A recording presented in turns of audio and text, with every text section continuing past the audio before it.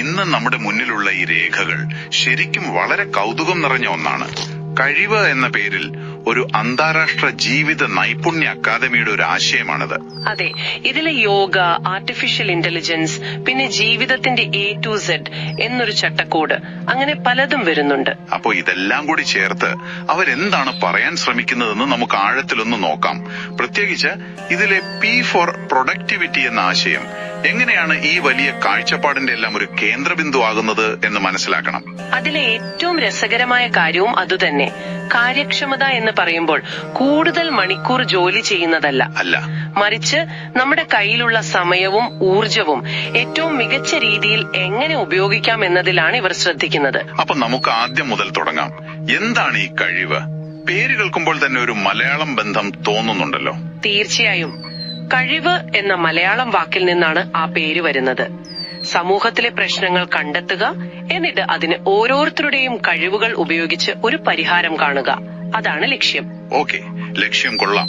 പക്ഷെ അതെങ്ങനെയാണ് കണ്ടെത്തുന്നത്? അവിടെയാണ് AI-യുടെ പങ്കുവരുന്നത്. അതായത് ഒരു പ്രദേശത്തെ സോഷ്യൽ മീഡിയ ഡേറ്റ, അവിടത്തെ തൊഴിലവസരങ്ങൾ, വിദ്യാഭ്യാസ നിലവാരം, ഇതെല്ലാം AI വെച്ച് വിശകലനം ചെയ്യും. എന്നിട്ട് അവിടുത്തെ യുവാക്കൾക്ക് ശരിക്കും എന്താണ് ആവശ്യം, ഏത് കഴിവാണ് വേണ്ടത് എന്ന് കണ്ടെത്തുന്നു. വെറും ഊഹങ്ങളല്ല, ഡേറ്റയുടെ അടിസ്ഥാനത്തിലാണ് കോഴ്സുകൾ തീരുമാനിക്കുന്നത്. അതൊരു നല്ല പോയിന്റാണ്. അപ്പോൾ പ്രശ്നം കണ്ടെത്തി, ഇനി പരിഹാരം. അതാണ് ഈ പറയുന്ന A-Z ഓഫ് ലൈഫ് എന്ന 30 തത്വങ്ങൾ, അല്ലെ? അതെ. A for action, B for belief എന്നൊക്കെ കേൾക്കാൻ നല്ല രസമുണ്ട്. പക്ഷെ ഇതൊക്കെ വെറും പ്രചോദനം നൽകുന്ന വാക്കുകളായി ഒതുങ്ങിപ്പോകാൻ ഒരു സാധ്യതയില്ലേ? ഉണ്ട്, അങ്ങനെ ഒരു ചോദ്യം വരാം. പക്ഷെ ഇവിടെയാണ് ഈ ചട്ടക്കൂടിന്റെ ഒരു ഭംഗി. ഈ ഓരോ അക്ഷരവും ഒറ്റയ്ക്കല്ല നിൽക്കുന്നത്. ഉദാഹരണത്തിന് D ഫോർ ഡിസിപ്ലിൻ, അതായത് അച്ചടക്കം, F ഫോർ ഫോക്കസ്, ശ്രദ്ധ, H ഫോർ ഹെൽത്ത്, ആരോഗ്യം. ഇതെല്ലാം ചേർന്നാണ് P ഫോർ പ്രൊഡക്ടിവിറ്റി എന്നതിലേക്ക് എത്തുന്നത്. അപ്പൊ അതെല്ലാം പരസ്പരം ബന്ധപ്പെട്ടിരിക്കുന്നു. കൃത്യം. കുറഞ്ഞ സമയം പഠിച്ച് കൂടുതൽ കാര്യക്ഷമതയും ആരോഗ്യവും നേടുക എന്നതാണ് ഇവരുടെ ഒരു പ്രധാന വാഗ്ദാനം. അതൊരു ജീവിത രീതിയാണ്. ഇതിനൊരു പ്രായോഗിക ഉദാഹരണം പറയാൻ പറ്റുമോ? ഇത് കുട്ടികളിൽ എങ്ങനെയാണ് വർക്ക് ചെയ്യുന്നത്? തീർച്ചയായും. ഇവരുടെ പഠന രീതിയിൽ ഒരു ലക്ഷ്യമുണ്ട്. 8ാം ക്ലാസ്സിൽ പഠിക്കുന്ന ഒരു കുട്ടി സ്വന്തമായി ഒരു വ്യക്തിഗത ഉൽപ്പന്നം നിർമ്മിക്കണം. 8ാം ക്ലാസ്സിലോ? അത് കൊള്ളാവല്ലോ. അതെ, നമ്മളൊക്കെ സ്കൂളിൽ തിയറി മാത്രം പഠിച്ച് പരീക്ഷ എഴുതുന്നു.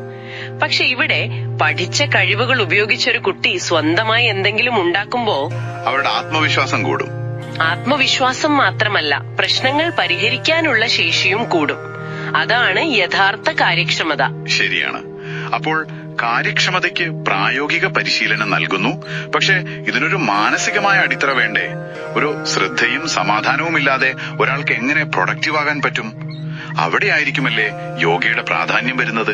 കൃത്യമായി, അതാണ് അടുത്ത പോയിന്റ്. യോഗ ഇവിടെ വെറും ഒരു ഫിസിക്കൽ എക്സസൈസ് അല്ല, അതൊരു മാനസിക പരിശീലനമാണ്. അതെ, മനസ്സിനെ ഒരിടത്ത് നിർത്താനും ടെൻഷൻ കുറയ്ക്കാനും വ്യക്തമായി ചിന്തിക്കാനും യോഗ സഹായിക്കുന്നു. ഈ ഒരു ആന്തരികമായ കരുത്താണ് ശരിക്കും കാര്യക്ഷമതയുടെ അടിസ്ഥാനം. ഒരു മിനിറ്റ്, ഈ രേഖകളിൽ ഒരു കാര്യം പറയുന്നുണ്ട്.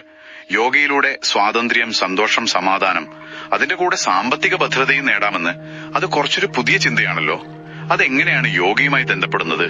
അതൊരു പ്രധാനപ്പെട്ട കണ്ണിയാണ്. നിങ്ങൾ നോക്കൂ, മാനസികമായി ശാന്തനും നല്ല തീരുമാനങ്ങൾ എടുക്കാൻ കഴിവുള്ളവനുമായ ഒരാൾക്ക് അവരുടെ സാമ്പത്തിക കാര്യങ്ങൾ നന്നായി കൈകാര്യം ചെയ്യാൻ പറ്റില്ലേ?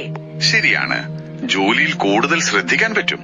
അപ്പോ സ്വാഭാവികമായും അവരുടെ സാമ്പത്തിക ഭദ്രതയും മെച്ചപ്പെടും. യോഗയിലൂടെ കിട്ടുന്ന ആ ഒരു മെന്റൽ ക്ലാരിറ്റി ജീവിതത്തിന്റെ എല്ലാ മേഖലകളിലെയും കാര്യക്ഷമത വർദ്ധിപ്പിക്കും. അപ്പോ ചുരുക്കി പറഞ്ഞാൽ, യോഗ നൽകുന്ന ഒരു മാനസിക അടിത്തറ, AI നൽകുന്ന ഒരു ദിശാബോധം, പിന്നെ A-Z തത്വങ്ങൾ നൽകുന്ന ഒരു ചട്ടക്കൂട്, ഇതെല്ലാം ഉപയോഗിച്ച് ഓരോ വ്യക്തിയെയും കൂടുതൽ കാര്യക്ഷമതയും സംതൃപ്തിയും ഉള്ളവരാക്കി മാറ്റുക. ഇതാണ് കഴിവെന്ന ആശയം. അതെ, അതാണ് അവരുടെ സമഗ്രമായ കാഴ്ചപ്പാട്. ഇവിടെ നമ്മൾ ശരിക്കും ചിന്തിക്കേണ്ട ഒരു ചോദ്യമുണ്ട്. നമ്മുടെ ഇന്നത്തെ വിദ്യാഭ്യാസ സമ്പ്രദായം കുട്ടികൾക്ക് അറിവ് നൽകുന്നതിൽ മാത്രമാണ് ശ്രദ്ധിക്കുന്നത്. ശരിയാണ്. എന്നാൽ നിങ്ങളൊന്ന് ആലോചിച്ചു നോക്കൂ, ഇതുപോലെ ഓരോ അക്ഷരത്തിനും ഓരോ ജീവിതപാഠം നൽകുന്ന ഒരു ചട്ടക്കൂട് നമ്മുടെ പാഠ്യപദ്ധതിയിൽ ഉൾപ്പെടുത്തിയാൽ അതവരുടെ അറിവിനപ്പുറം അവരുടെ സ്വഭാവ രൂപീകരണത്തെയും ഭാവിയിലെ കാര്യക്ഷമതയെയും എത്രത്തോളം ക്രിയാത്മകമായി സ്വാധീനിക്കാൻ സാധ്യതയുണ്ട്.